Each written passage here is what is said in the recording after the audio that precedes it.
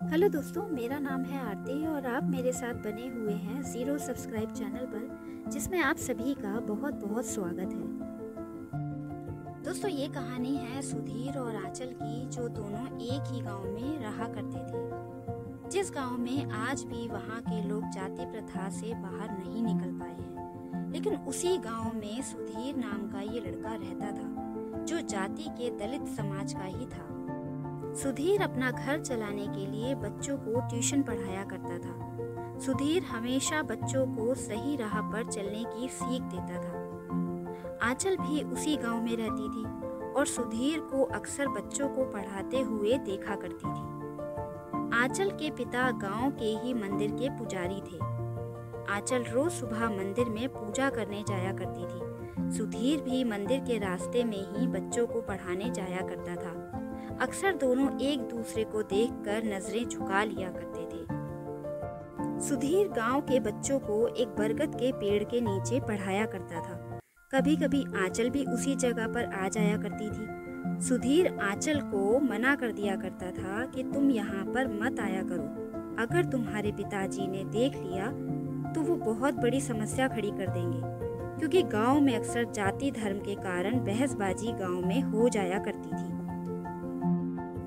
और सुधीर इन लड़ाई झगड़ों से दूर रहना चाहता था। सुधीर आंचल को बचपन से ही जानता था और वो ये भी जानता था कि आंचल बहुत जिद्दी है। सुधीर के मना करने के बावजूद आंचल उस बरगद के पेड़ के पास आ जाया करती थी। एक दिन गांव के एक आदमी ने आंचल और सुधीर को बातें करते हुए देख लिया। फिर क्या था, उसने ये सारी बातें आंचल के पिताजी को जाकर बता दी। आंचल के पिताजी ने अगले दिन आंचल से कहा कि तुम जल्दी से तैयार हो जाओ, तुम्हें देखने लड़के वाले आ रहे हैं। ये बात सुनकर आंचल हैरान थी कि अचानक से उसके पिताजी ने ये निर्णय कैसे ले लिया।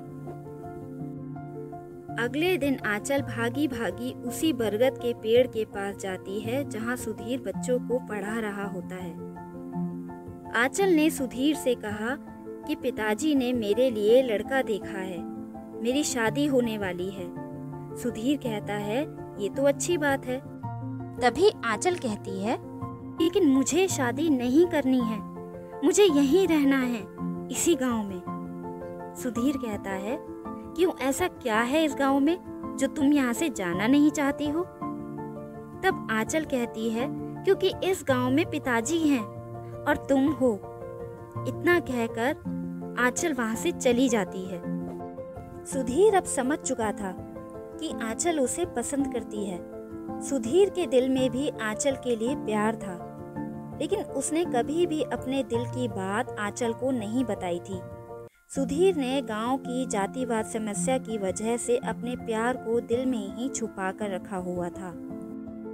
अब दोनों के दिल में एक दूसरे के लिए प्यार था, लेकिन उन्हें समझ नहीं आ रहा था कि अपने प्यार का इजहार कैसे करें। इधर आंचल का रिश्ता तय हो गया था। अगले महीने उसकी शादी होने वाली थी। 2 हफ्ते से सुधीर ने आंचल को नहीं देखा था।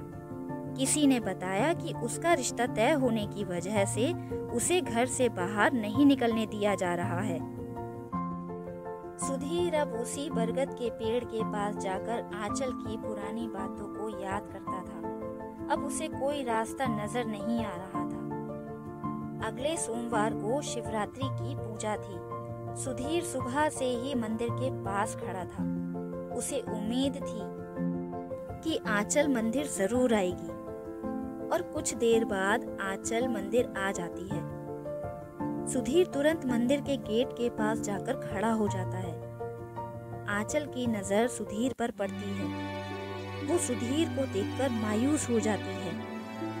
जब आंचल पूजा करके मंदिर से बाहर निकलती है, तब सुधीर उसे मिलने का इशारा करता है। दोपहर के समय दोनों उसी बरगद के पेड़ के पास मिलते हैं।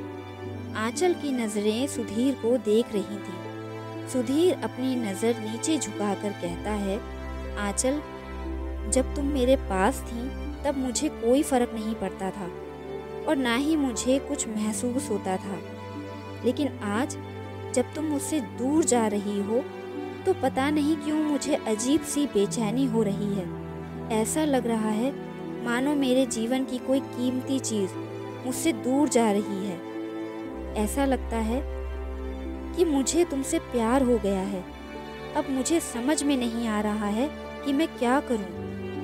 सुधीर की ये सारी बातें सुनकर आंचल की आंखों में आंसू आ जाते हैं और वो सुधीर से कहती है, अब तुम ही बताओ मैं क्या करूं। मैं तुम्हें कितना चाहती हूँ लेकिन कभी तुम्हें बता नहीं पाई।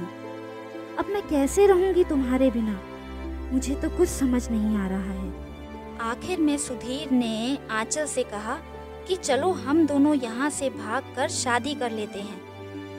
लेकिन आंचल ने सुधीर को मना कर दिया क्योंकि आंचल को अपने पिता की इज्जत और गांव में उनके मान सम्मान उसके सामने दिखाई देने लगा और वो ऐसा कोई कदम उठाना नहीं चाहती थी जिसकी वजह से उसके पिताजी का गांव वालों के सामने सर झुक जाए।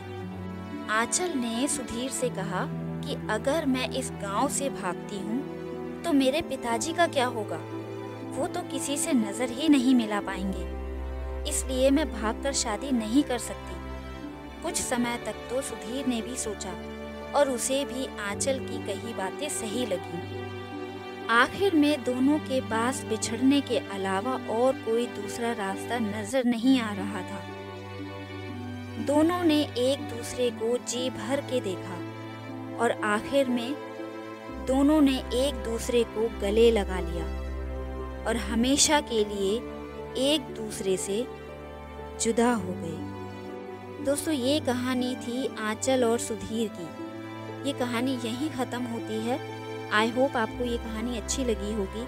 अच्छी लगे तो लाइक, शेयर और सब्सक्राइब ज़रूर कीजिएगा। अपना कीमती समय हमें देने के लिए दिल से धन्यवाद। मिलते हैं ऐसी ही कहानी के साथ। तब तक के लिए नमस्कार।